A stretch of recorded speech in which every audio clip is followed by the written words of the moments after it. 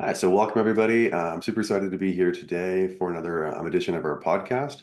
I'm joined here today by Hillary Smith, Mary Ann Raymond, and Les Carlson, and they're here representing as well their co-author Aditya Gupta.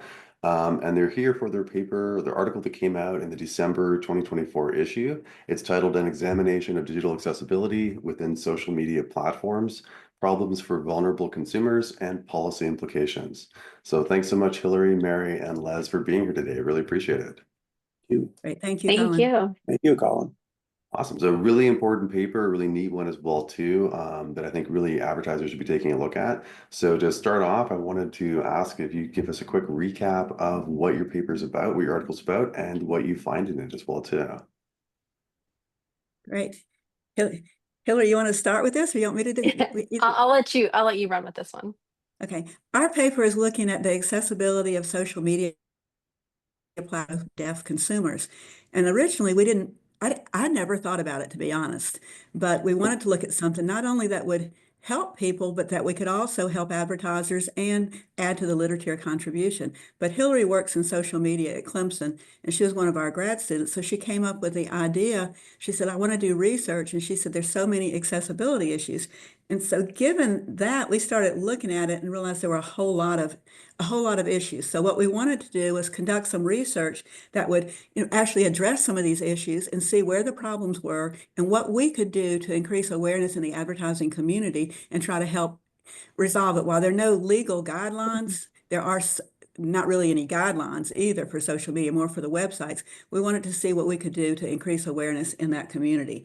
So we started with a conceptual framework and just began listening to both blind and deaf consumers and examining posts on social media. And Hillary helped us see what was good and not. And so one of the things we had was the opportunity to listen to a guest speaker in a social media class. And I had no idea how much that would help us with our idea, but we listened. Josh Lobner, who volunteers for the American Advertising Federation, he was on a social media class, and the three of us joined in, and we heard about social media problems, and we did not really know, again, how much they existed, but not only that, from his standpoint, how frustrating that was. Josh went on, he's now the Director of Inclusive Design at VML, which is formerly WonderKind Thompson, and he was talking to students about accessibility, and we just came up with the idea. And then I knew Les was also very interested I worked with Les at Clemson. He's very interested in helping consumers and especially vulnerable consumers. So the three of us just kept getting together and brainstorming and thinking about what could we really do to also, build this issue. And then Josh connected us with an organization called ABLE South Carolina, which I had never heard of, which again, I feel bad that I didn't, but they are all people with disabilities that work for. And so I talked to the executive director, and then she connected me to their social media director, who is also blind. And we were able to set up focus groups and interviews with both blind and deaf consumers. So again, just to summarize, we came up Hillary came up with an idea about it, and we kept building on it and then talking to people. And the more we talked to people, the more the three of us wanted to do something that would help these vulnerable consumers, but also help advertisers and contribute to the research in the field. That's fantastic. Yeah. So I'm curious as well, what are some of the major findings? Well, it's kind of alarming, actually. Yeah. I was surprised. Some of our key findings is that we looked at over 800 posts. We originally started with about 1,500 or 1,600 posts, and we'll go over some of that with our challenges and that why we didn't look at those. But we ended up with a little over 800 posts and a high inter-rater reliability. But we found that of images, if we started looking at images, we were looking at that only 20 images out of over 350 were actually accurate. That's not very good. Wow. Okay. And we also realized that a lot of companies don't even include any alt text. So there's a real problem with it. And the ones that do include it, it's not always accurate. So that was one of our major findings. Same, thing with closed captioning, it wasn't always there. And if it was there, how accurate was it? So I think some of our key findings were that the images are just, I think it was about a 95% rate less that were inaccurate. And so if you think about that, and you're looking at all the social media posts, and all those, people are sharing posts and all the information on brands, that inaccuracy really does affect the blind and deaf community, especially when you start looking at their purchasing power. So those were some of the key findings. And Hillary, you and Les may want to add to that. I think that was the biggest one for me, and just kind of an eye opener when you take it collectively and look at it from a 10,000 foot view of like, okay, this is where brands stand. And I'll get a little more into that and when I talk about where this came from, but just as a practitioner, just kind of seeing how we were using it as a workflow versus the lack of being held responsible from the platforms. It was just really interesting to see that people were not doing it. I expected naively to go into McDonald's Instagram account, for example, and to have alt text as an option, and not just their brand, but many other brands were maybe not necessarily doing it accurately or even had any at all. So I think that was the biggest shock for me, was just like seeing it from a practitioner standpoint, that there's no standards for these marketers to be able to use it. So I think that was really interesting to see the lack of. Right. And I think seeing it from the consumer side to how frustrating it was for them, and learning of other frustrations that we weren't aware of, and that maybe if we became aware of them, that would help. But there's so many frustrations with just not being able to use it, and people Mhm. just, they abandon shopping carts, they get off the media. It's just not user friendly at all. Wow. So it's Yeah. a major problem. And those were some of our key findings, but just how inaccurate that was. Yeah, we when we did the follow-up study, the second study, and actually interviewed consumers who are vulnerable, the amount of frustration that they gave back to us was pretty enlightening. And I think for practitioners, it's um, kind of concerning for Mm. how little information that they get, and what information they do get can be simply wrong. Wow. Yeah, that's very important and also kind of scary. Yeah. So I guess the next sort of question, then I guess to kind of dovetail on that is, what does this mean for advertisers? And I guess one of the big things is to be more accurate. But I mean, I'm guessing there's probably some other implications, other ideas you might have around how this could be fixed or how this could be improved. Well, I could jump in on that, and I think what I could do is talk about the theory component and how that then Mm. dovetails into some of the things you just mentioned, Colin. We had originally submitted this paper to a special issue of JAR, and the editor at the time, special issue editor, encouraged us to incorporate theory, and so we worked on that, and that's where Adi really helped us a lot. Aditya, our other author, helped us a lot. We originally, we focused on the motivation, opportunity, and ability framework from McGinnis, Mormon, and Jaworski. And Aditya adapted that framework to a consumer vulnerability perspective. And what that originally then became was that motivation for us, and the way we were handling it, had to do with the consumer's desire to engage in vulnerability reducing behavior. Opportunity is the means to allow the consumer to engage in vulnerability reducing behavior, and ability is being able to engage in vulnerability reducing behavior. So what we're really getting at with the theory component and why it was helpful to us is that we acknowledge that motivation and ability are kind of relevant and internal to the receiver, to the consumer, Mm. to the vulnerable consumer, but it's the opportunity aspect that we think is where marketers could really step in. Opportunity having to do with providing the information to consumers that they really need to successfully engage with the marketplace. And that's really what we're all kind of about here with vulnerable consumers, is how do we enable those consumers to be able to, again, successfully engage with the marketplace. And based on the findings that Marianne just mentioned, that opportunity aspect is really lacking. And later on, I can talk a little bit more about these theoretical components and how they influence and impact each other. And even though You know, the opportunity is aspect is something we can focus on as marketers and advertisers. We can also utilize all of these together because they influence and impact each other. Interesting, yeah. So, in terms of like, I guess solutions to it, I guess, is it just like a moral imperative that like advertisers should be doing this, or do you think that they're just not realizing how easy it could be, or do you think they just discount how big this segment might be?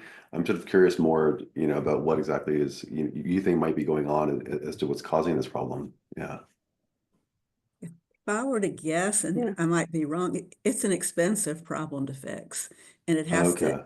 I mean, I think, and Hillary, you're going to have to help me with this because, Hmm. Colin, to be honest, I'm not a huge social media expert, and I try to keep up with my kids. But I think you have to fix and check a lot of it individually. A human has to check it. Even though you're using I think a human sometimes has to check it because even if they're using algorithms, sometimes that algorithm might just cover a part of part of an ad, not an entire ad. So there are different layers to it. So I think, and Hillary just helped me on this, is I think a lot of it requires a human to check part of it. And that's a Hmm. big challenge. And plus, and so that does cost a lot of money. And I did talk to a few people, and depending on who their target market is, maybe it's not, the money, maybe they just don't want to put the money into it. I don't know, but it is a huge issue that needs to be addressed.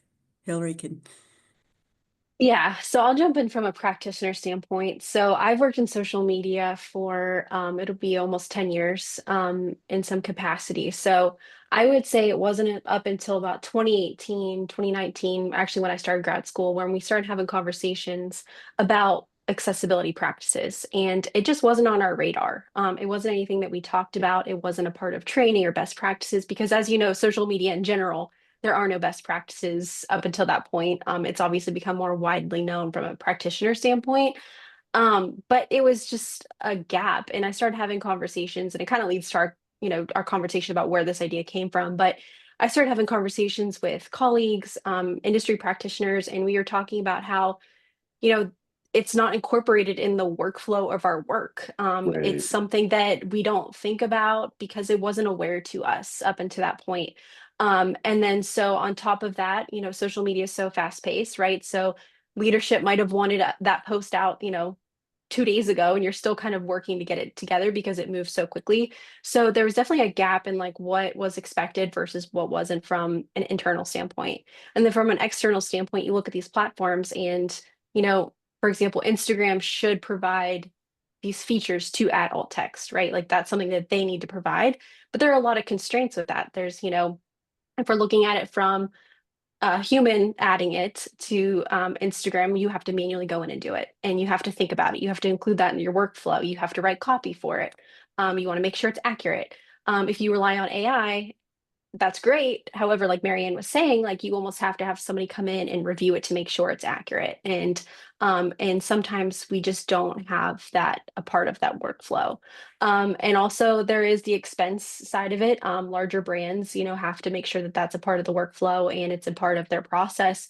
But there's also a lack of resources in general. So when we kind of started this research, we were looking at like, okay, if we were going to send a URL to someone who is interested in learning about alt text, what would that URL be? And at that point, there was no URL that existed. There were more web guidelines. So there really wasn't any place that we could send people. And if we did find one, it was outdated because of the pace of social media moving so quickly. So again, there was just like lack of resources, lack of understanding how to incorporate it, a disconnect between what's expected versus what's necessary to include too. I think it's one of those things where it's like you can add alt text to all your Instagram images, but like nobody's requiring you to do it. So you have to take the initiative. And so just kind of like going from there and having those conversations of like, well, who's helping people do this and who's telling people they need to do this, who's helping brands. And again, that's when we started doing our research and realizing that this just doesn't exist. And it's getting better. I will say the last 5 years that we've done this work, we're seeing more and more people having conversations. I know like teams that I've worked with, they're including it in their workflows more. So we're definitely seeing that shift and that upward trend.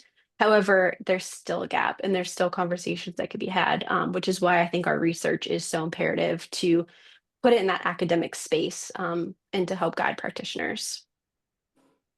Yeah, no, that's very important. And I mean, it sounds like maybe part of the solution might be just having it be part of the built-in workflow for when you post to Instagram and things like that, that it just requires you to put in a description or something, and or it helps you do that in some way and forces you to check it or something, like things like that. Yeah, absolutely. And like through our research, we found a lot of posts that were relying on AI were just completely inaccurate. And, they were trying to sell a product and it's talking about something else in the image. And it's like, well, there's a disconnect between what the point of the post is versus what somebody who's using a screen reader is going to understand. So, bottom line is also just helping people. I think we've mentioned that several times that, this is something that's imperative for a lot of users to have access to the same information, the same experience. So Very interesting, yeah. And you've hinted at it a few times now, Hillary, the story around how this came to be, this paper. So I'm curious if you want to like tell us more about like what sparked that idea. Yeah. yeah, it was a it was a wild series of events. But I was working full time at Clemson, working in social media.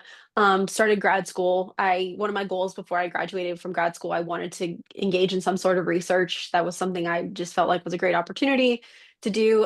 Had no idea what I would want to do this on, and through a series, like I said, of unfortunate events, ended up meeting Marianne and um, I got a bad grade on the test, I'll be honest. And I can't, and Things it was after like that. yeah, it was my first exam in grad school, and I was like, I'm like, I had worked in marketing for several years. It was a marketing exam, and I failed it miserably, and I was just so upset. And so I went to her for the first time, and I just started crying. And she was like, "Let's just have a conversation." And so I met her in her office several times after that, and just really started to get to know her and her work. And I was like, here's what I'm seeing working in social, and I don't know, we just kind of morphed into this like really amazing opportunity, and I ended up doing well in the class because I made up for it with other work and stuff. But it was just a really fun way to kind of just like step into it, and now I look at like 5 years later and all the work that we've done and accomplished. It's just been a really amazing journey, so very grateful for that opportunity. That's And awesome. just to clarify, Hillary is one of our best, most outstanding grad students. So it was really great to get to know her, and it developed into a great opportunity and a great friendship down the road. So Yeah, from my perspective, what I really liked about this whole research journey was how it evolved. And our first attempt was to we've kind of talked about this already, but the first attempt was kind of what's the landscape look like?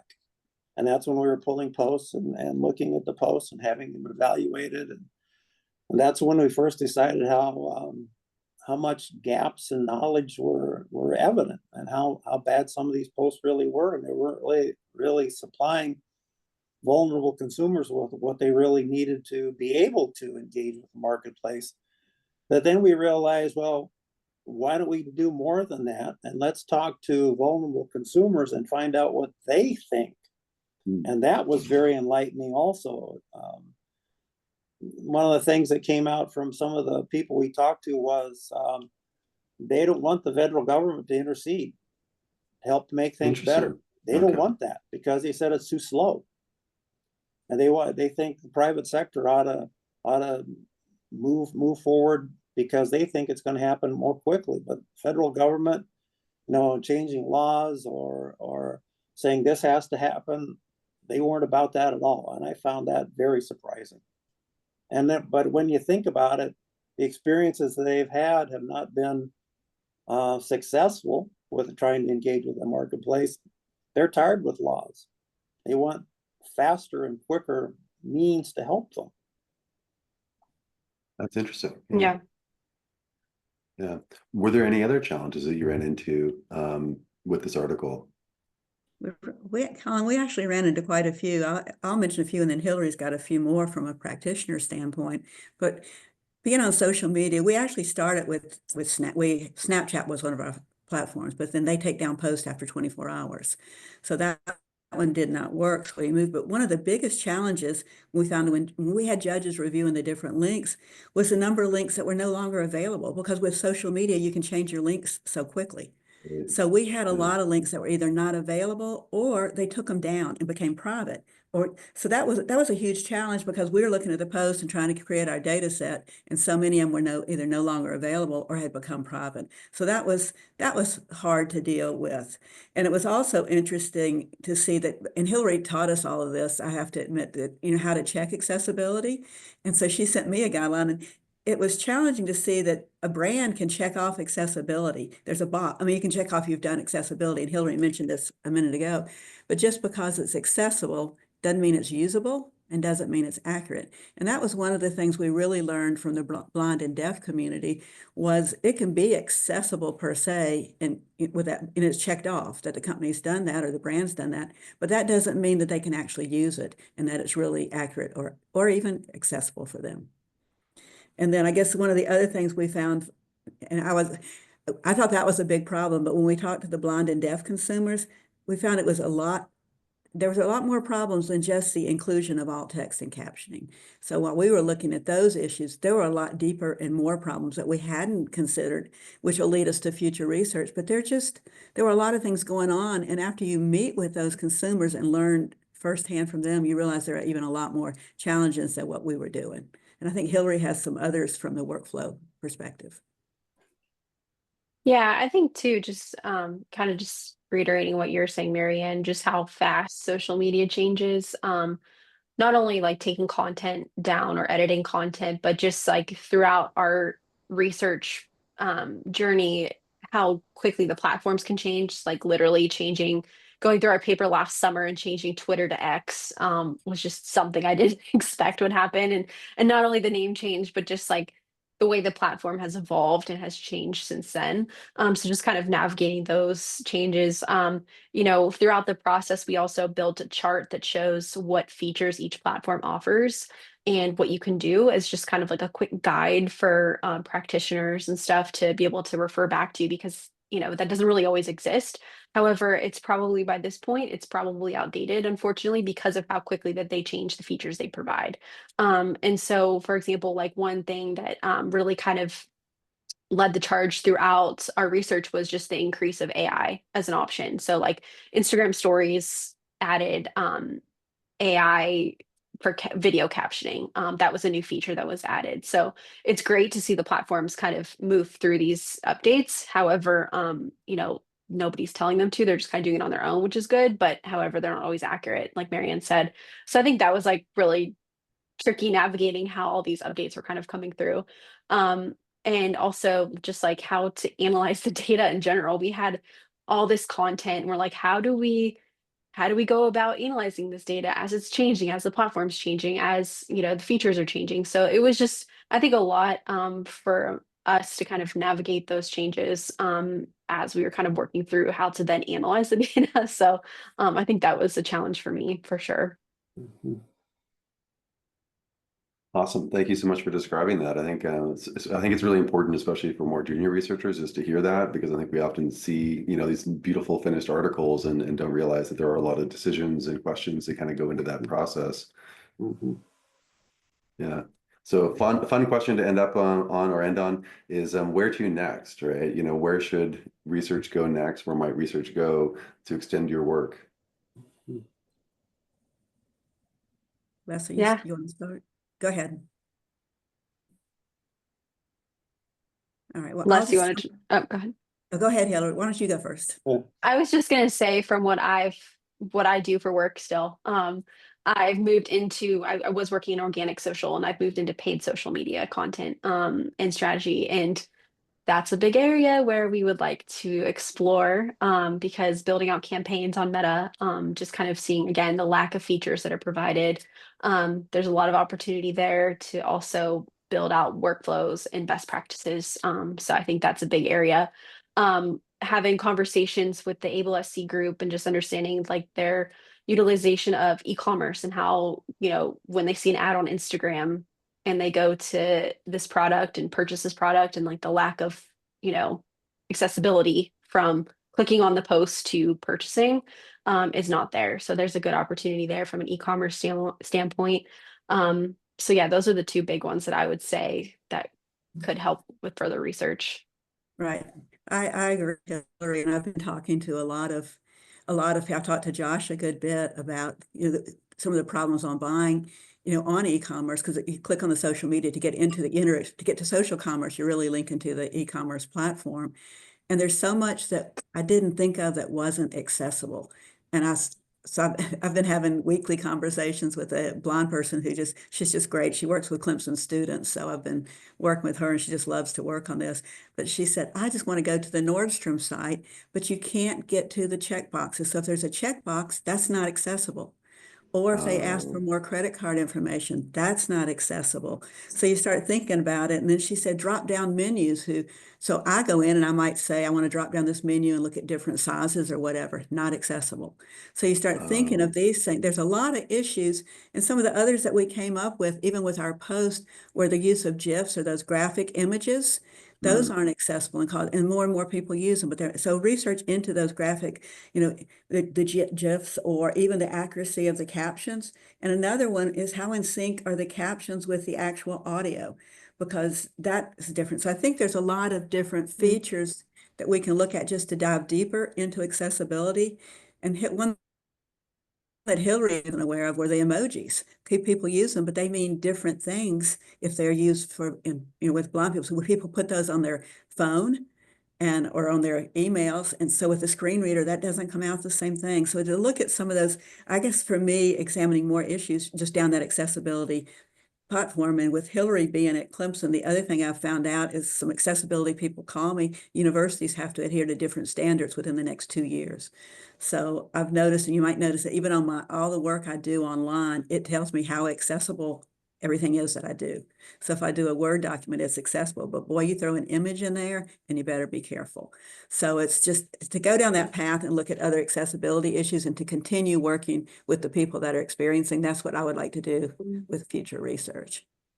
Colin, I'd like to explore even more so how those three components of motivation, ability, and opportunity interact with each other and influence each other. The reason why this even came to my mind is this is something I wrote up in the paper. I was watching an episode of Real Sports with Bryant Gumbel on HBO, and I wish HBO had not canceled that series because I used to watch it all the time. But there was an episode where an individual who was blind was being interviewed, and he had recently become blind. The issue that was being investigated and talked about was how he was coping, because he was highly motivated to still be an active runner, but now he was blind. And he knew people in the blind community who had also experienced things like it happened to him, who were also had been active exercisers, but because of becoming blind, they no longer could do those things. Well, they couldn't exercise anymore or wouldn't exercise anymore because they were afraid of getting hurt. And then that affected their overall physical condition, which then could lead to, as this guy's brother, it happened to his brother, actually passing away. So he was highly motivated to still become an active exerciser, he stay that way, but he couldn't do that anymore. He'd investigated possibilities like seeing eye dogs, but seeing eye dogs were primarily to help people who needed help walking, not people who were running. So what this guy did, because he was still motivated to be an exerciser and running, was he now had started a company to train dogs to help people who are runners. And they would run with the individual and they would steer people clear of obstacles and keep them out of harm's way of getting hit by cars and things like that. So he was highly motivated to address his ability to engage in the marketplace by starting his own company. So the overall point is that by focusing on motivation, he was highly motivated. Marketers could step in by providing the opportunities by, supplying information to others about this company. So all of these aspects I think influence each other, and we could learn a lot more about how that actually happens. That's awesome. Right, I love I this agree. story The as well. advertisers have incredible opportunity to fix this and to go after these consumers. And there's definitely the motivation on the consumer's part. Continue to provide the opportunity. Mhm. Mhm. So many different ideas, lots of more research to do. Yeah. Yeah, well, thank you Yep. so much for coming today. I really appreciate all of you being on, Marianne, Hillary, and Les. I Thank you. apologize for the breakdown here. At least it got fixed. No, it's all good. Yeah. Yeah. And for those who are interested in reading their article in more detail, you can take a look at it again. It's in the December issue of JAR from 2024, and it's titled An Examination of Digital Accessibility Within Social Media Platforms. So thank you again for being on today. I really appreciate it. Thank Thank you. you, Thank Carl. you. Thanks for the opportunity. Have a great day. You too.